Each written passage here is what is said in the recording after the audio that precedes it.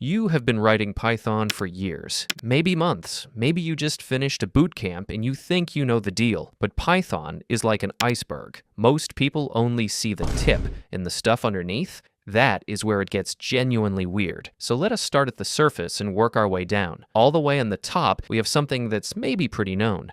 Python is older than Java, not by a little, by 4 years. Python came out in 1991, Java showed up in 1995, and it was not built by some massive tech corporation. It was built by one guy, Guido van Rossum, over a holiday break. Think about what you did last Christmas. He built one of the most used programming languages on the planet. And while we're here, it is not named after the snake either. It's named after Monty Python's Flying Circus.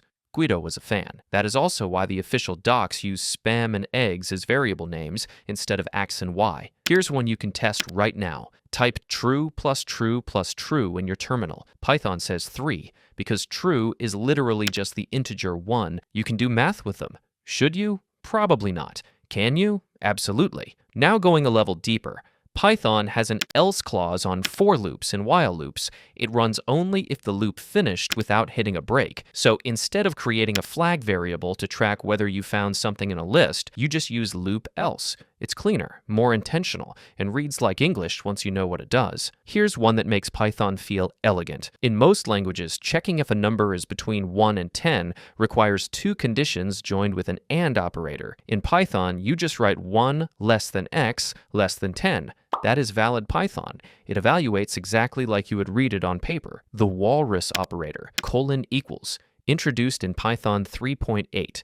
It lets you assign a value and use it in the same expression at the same time. The classic use case is a while loop reading data from a stream, where you normally have to call the read function twice. With Walrus, you do the assignment and the check in one line. It divided the Python community when it came out. Some loved it, some hated it. Now we're mid-iceberg. The GIL, the global interpreter lock. Even if you spin up 16 threads in Python, only one is actually running at any given moment. It's like a kitchen where everyone wants to cook, but there's only one chef's knife. This is why Python threads work great for waiting tasks, like network requests, but struggle with heavy parallel computation. Here's the exciting part though. Python 3.13 just shipped with an experimental mode where you can disable the GIL entirely. Slots. And no, not the casino kind.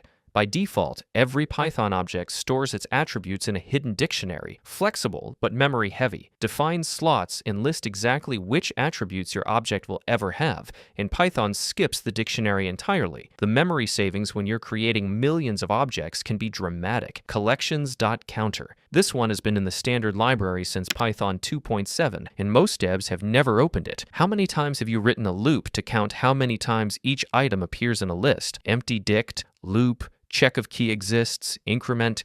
Counter does all of that in one line. Pass it any iterable, done. It even has a most common method to get the top results. All right, deep water now. Hello, how are you? I am under the water. Please help me. Here too much raining. The dis module, short for disassemble. Pass it any function and it prints out the actual bytecode the interpreter runs. X-ray vision for your code. Want to know why one version of a function is faster? Disassemble both and compare. This is how Python performance engineers actually make decisions. And at the very bottom, Python integers never overflow. In C and Java, integers have a size limit. Hit it and your program crashes or wraps around silently. Python integers grow as large as your memory allows. You can compute 2 to the power of 1,000,000, and Python just does it. This sounds academic until you're doing cryptography or scientific work, and every other language is failing at the edges. And that brings us back to the GIL. PEP 703 got accepted. The GIL has been part of Python since 1992, older than Java itself. Making it optional changes the fundamental assumptions Python threading was built on. We're watching the language reinvent a core piece of itself that has been there from the beginning. That is not small. That is history. And you know what else is not small? The size of the apps you'll be making with orchids. Most AI builders lock you into one type of app. A website, maybe a mobile app, and some preset stack you didn't choose. Orchids, the sponsor of today's video, is different. Web apps, mobile apps, Python scripts, Vite websites, Slack bots, Chrome extensions, AI agents, any stack, any framework. React, Next.js, Swift, Flutter. If you can imagine it, you can build it. And here's the part I love. You can use the AI subscriptions you're already paying for. ChatGPT, Claude Code, Gemini, GitHub Copilot, GLM. Just plug them in. No extra platform fees. Orchids also has built-in planning, debugging, and testing, and integrations. You also get full freedom over your database, payments, and integrations. No one forcing you into their locked-in, low-quality tools. Over 1 million builders and Fortune 500 teams already use it, and it's ranked #1 on both AppBench and UIBench, beating Bolt, Lovable, and Replit. So what are you waiting for? Get 3 free projects in Orchids using my link in the description.